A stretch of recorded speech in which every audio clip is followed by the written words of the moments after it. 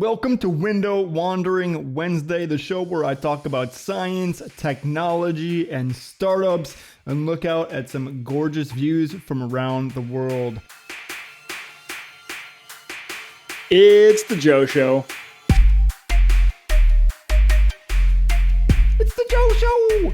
With me, Joe. You know what we do on Wednesdays? Let's hop right into it. I'm going to open up some news headlines here, choose ones that sound super interesting, and give my thoughts about them while we look out of these gorgeous windows. If you like my content, hit that subscribe button and mash that bell to turn this into a podcast. Now, I might be doing this as a podcast, so I'm going to try to be, more podcasty on this, as podcasts are slightly audio. So if you like my content, subscribe either on YouTube, if that's where you're watching this, or in whatever podcast player of your choosing, if I turn it into a podcast. I'm going to open up our first window here, and as we can see, we're already looking outside of it. It is in Santa Barbara, California, I believe, and it is gorgeous. If you're joining us in the audio version, you're just going to have to imagine a beautiful patio with a glass table and some chairs, some flowers there on the table, and in the background, there's just a gorgeous mountain view. And in front of that, you can see it's definitely California, as there's some palm trees mixed in with some pines and some firs. We have a nice a leafy wall here. There's birds flying. The sky is blue and clear. It is an incredible view here over in Santa Barbara. This is a nice window. We're going to start off with some science and futuristic technology news here. The first story that's jumping out at me while we enjoy this view is NASA discovers a rare earth metal that's worth, and I can't even read this number. It's worth what appears to be $10 gajillion. Is that a number? 10 gajillion? 10 jabrillion? $10 zillion. It's so many zeros on here. Let's count them.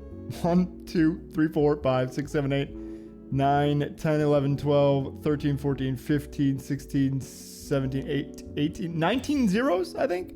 There's 19 zeros here. There's so many zeros.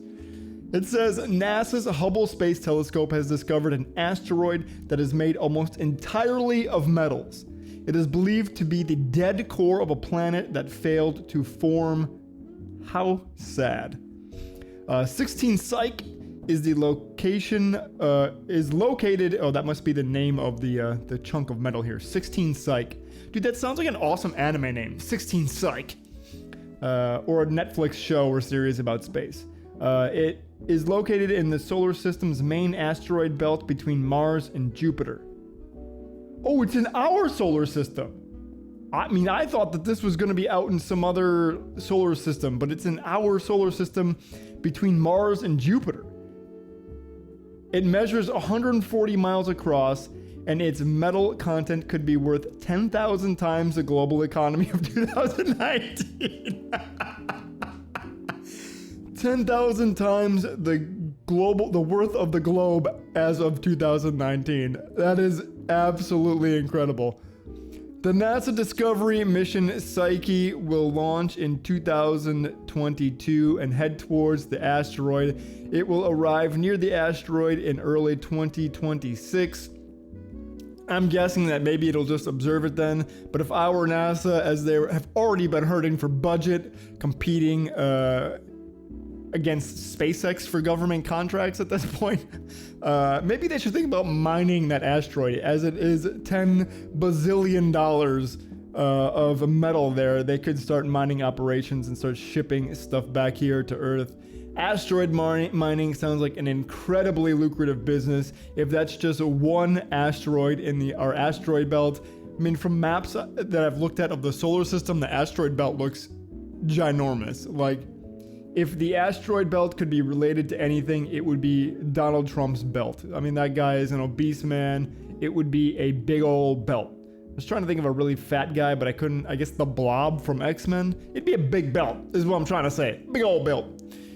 And this is just one asteroid floating around there, 140 miles across, and 10,000 times more worth than the global economy of last year. Man, that's incredible. Asteroid mining is a super lucrative business. I know that there's a lot of companies attempting to do it, but I mean, if 16 Psyche tells us anything about asteroid mining, it is incredibly, or potentially incredibly lucrative.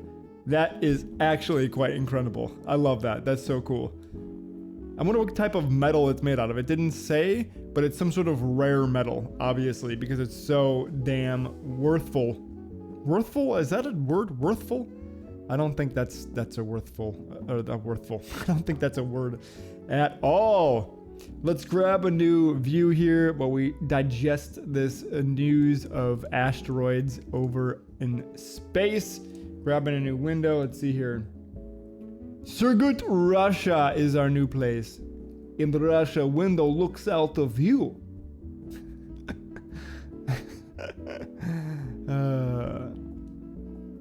It is completely blank window. We have no window here. Okay, it is finally loaded. And now we have kitty cat in front of window. So it's an actual window. Oh, the cat's leaving. It's a golden cat with a white tuft of fur underneath its neck. Just got up and is looking around. It looks like a pretty chill cat. And it's a window. It's a white wall next to the window, so it's only a partial window view. And outside looks like any city you would see. There's a building which looks to be an apartment complex. And maybe an industrial complex of some sort. The cat has turned around and meowed at us and then peaced out, so now we're just looking out of this window. Seems to be late afternoon as the sun is setting. And otherwise, pretty chill looking window. Doesn't look like Russia. Looks like anywhere in the world that's industrialized, really.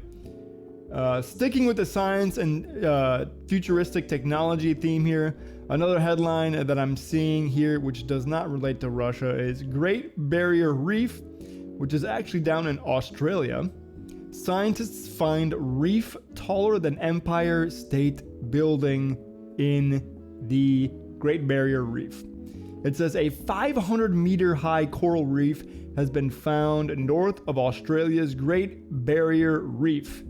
It is the first such discovery in 120 years of a new reef being formed. Scientists used an underwater robot called Sebastian.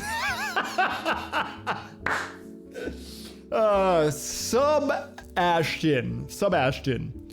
This is a great name for an explorer droid that's looking underwater because it's playing on submarine. So we got sub in the beginning, but then the B is part of bastion, which by dictionary definition is a piece of a wall that's sticking out, that's coming off of the wall is a bastion. So we've got Sebastian, which is a also a name, Sebastian. So this Sebastian submarine named Sebastian is going through the Great Barrier Reef looking for bastions. What a very meta name that they chose for this sub. Very on the nose, very good. Whoever named it, you get snaps from Joe. The Great Barrier Reef is the world's largest coral reef, but has lost more than half of its corals since 1995 due to what is projected to be climate change. The new reef is detached from the Great Barrier Reef at 1.5 kilometers wide. It is one of 7 other tall reefs in the region. 3D maps of the reef are available in the article, and if you are watching on YouTube, I'll try to link to the article in the comments. If you're not watching on YouTube, you can head over to youtube.com/c/GoGoJoe Show or just Google GoGo Joe Show. I think it's great though that Sebastian and his brothers are out there looking for other reefs, as I know that the destruction of the Great Barrier Reef is a big cause for concern around climate change enthusiasts and around oceanographers and oceanologists as well. It is not a good thing that the reefs in general are crumbling and falling apart, as reef ecosystems are not only beautiful. I mean, have you seen coral reefs? If you've been lucky enough to actually go scuba diving, they are gorgeous. I've never been. I'd love to go, but I have never been. and they are disappearing. They're also important ecosystems of life for the ocean, and I think that at one point they contributed to life growing on planet Earth as well. But reefs are extremely important for oceans, so it's cool to see that Sebastian has found a new one that is massive, as big as the Empire State Building. An Empire State of Mind over here. I was trying to think of like a pun from the Empire State Building and around reefs. I know Jay-Z did the Empire State of Mind thing, and I can't think of any puns for the Great Barrier Reef, Empire State Building, Empire State Reef. I don't know. I got nothing. Nothing at all, but that's really cool that scientists have found this. It sounds beautiful, and more importantly, the naming of that sub is awesome. So hysterical. Sebastian. So good. I love it. Let's see here. See you later, Russia. This was a nice chill window, but let's find something else here. We got an unknown location. This is Lisa's window. And for some reason, the windows are loading slowly today. So we got another headline, kind of science technology. Where is this? The window just loaded. Where are we at? Where are we at? I didn't see. Oh yeah, unknown. I said it out loud. Wow. Jeez. Unknown window. We got 2 succulents in a pot. In front of the window, a black and white pot it looks like. And then outside, typical backyard looking area with a fence and a bunch of trees, a bird feeder, some wooden furniture, some steel and metal furniture that looks like every backyard thing you've ever seen. Decent window, decent backyard, unknown location. If I had to take a guess, I would guess somewhere. This just looks like the US to me. I'd guess the US, but it might be somewhere in Eastern Europe as well. I have seen windows that look like this in Eastern Europe. Keeping with the science theme though, we have another one that I think is pretty interesting here. There's no place like the perfectly sized home for the mighty mantis shrimp. If you aren't familiar with the mantis shrimp, they have gotten popularity, also known as rainbow shrimp, because they, I believe, can punch something extremely fast with their little claws. They have the fastest punch in the world. It's so fast that it like breaks the sound barrier when they punch. So they're mighty little creatures, those mantis shrimps, and they're also really cool to see if you can see one. I believe they're rainbow colored. So here, scientists have determined that mantis shrimp will fight longer and harder for burrows of ideal size by pitching them against each other in a competition over preferred burrows. This is the MSUFC, the ladies and gentlemen, the MSFC. Oh my God, I'm so bad at this today.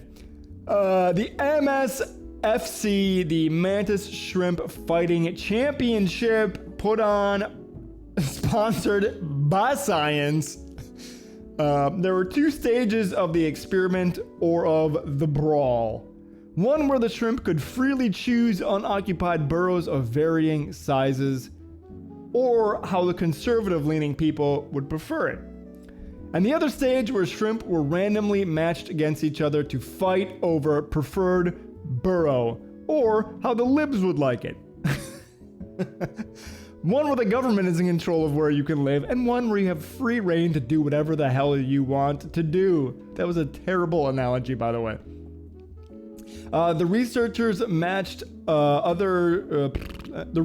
found the mantis shrimp would fight longer and harder and be more likely to win when the volume of the contested burrow closely matched with the shrimp's body length.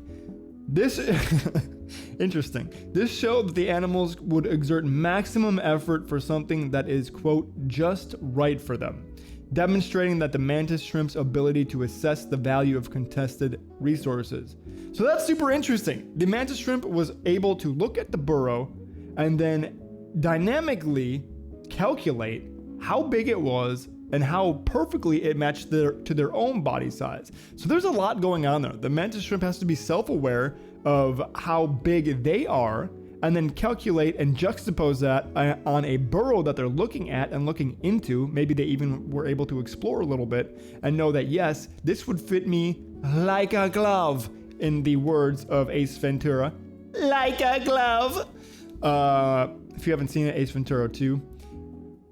So the mantis shrimp are able to do this, and that makes me wonder if there's other animal species that we don't know of that maybe we relate to like an insect, because shrimps are kind of like the insects of the sea, that is able to do actually more higher level thinking than we kind of realize.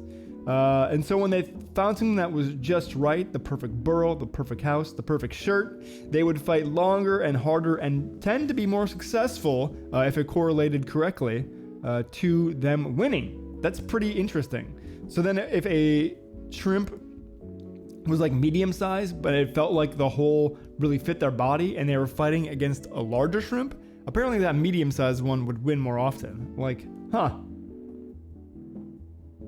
I mean, they could also put these matches online. They could turn this into an Ultimate Fighting Championship League. One thing that I do remember on like games out of Japan is they had like a weird obsession with insects fighting each other. So there was games where you could like collect different insects and fight them. Like you could even get cards from the machine, and you get different insect cards or just different types of beetles, and then you could fight them against each other in the arcade game, in the game. You'd use your cards with like a QR reader and you'd fight your beetles. So this sounds right up the street for like a Japanese arcade game, the Shrimp Fighting League, the SFC, the Mantis Shrimp Fighting League, with different types of rainbow shrimp. I mean, this is kind of Pokemon, if we're going to be honest, but pretty interesting that this animal was able to perfectly size itself and then also would fight harder for that to be its home. Kind of cool. Unknown window, let's leave you. We'll leave the succulents behind as we grab another story here. New York, USA, from Woo's window. Again, loading very slowly. I don't know what is going on with this, but my internet just does not like me lately. Here we go, loaded. Nice window, as I said, in New York City. Looks like a, I don't know, borough, not the actual main city, but like kind of off-center, not downtown New York City at all.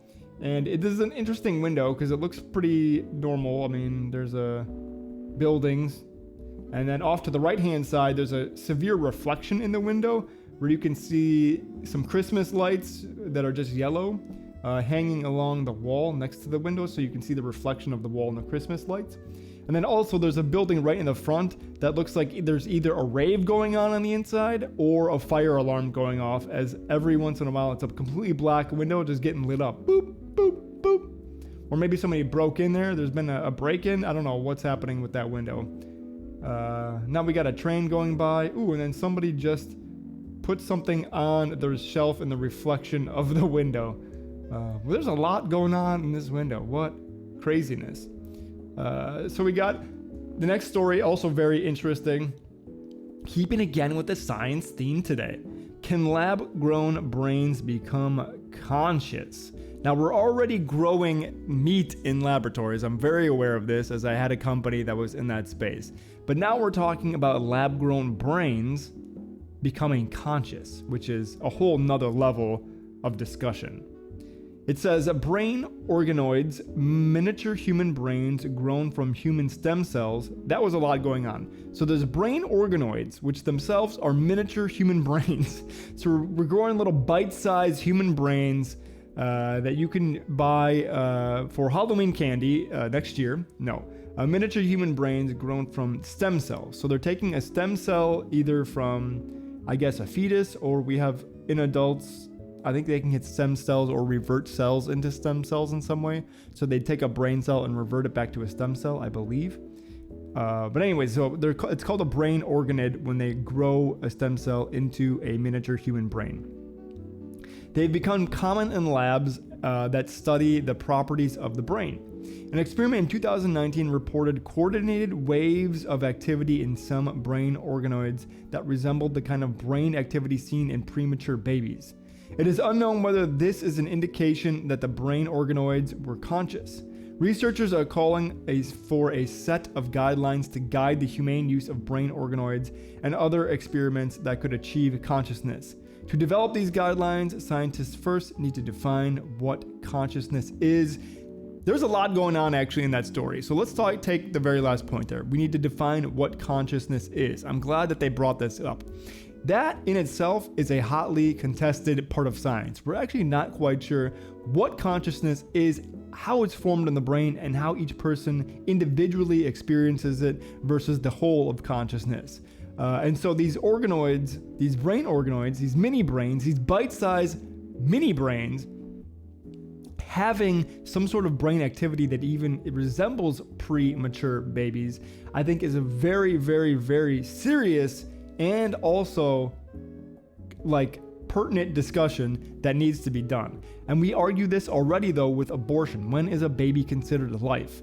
If we have these lab-grown brain organoids that are considered life to have consciousness and know what's going on around them, I'm assuming one, they can't feel pain because there's no nerve cells that they're connected to. But what does that mean for humanity and for life itself? Are these things alive? Are they Frankenstein things? Can they kind of think but not really think? Do they love their masters? Are they aware of their masters or of their creators, not masters of their creators? Are they monsters seeking meaning like Frankenstein was? What is actually going on with these brain organoids? What do they sense? What do they feel? They have no connections. So like I said, there's no nerves, there's no body, there's no muscles, there's no eyes for them to interpret. So are they truly conscious, or are they just showing electrical signals that we would think are consciousness? And then if we can decide if they are conscious or not, and if it is life or not, then what does that mean for abortion and the formation of premature babies? Where do we draw the line then with that? This is, I think, a very touchy subject and will probably be a point of debate, maybe even in politics, in the next coming years here. And you heard it here first, because I've not seen any politicians talking about this, or any pro-life, pro-choice people discussing brain organoids in labs that have maybe become conscious and are seeking a body.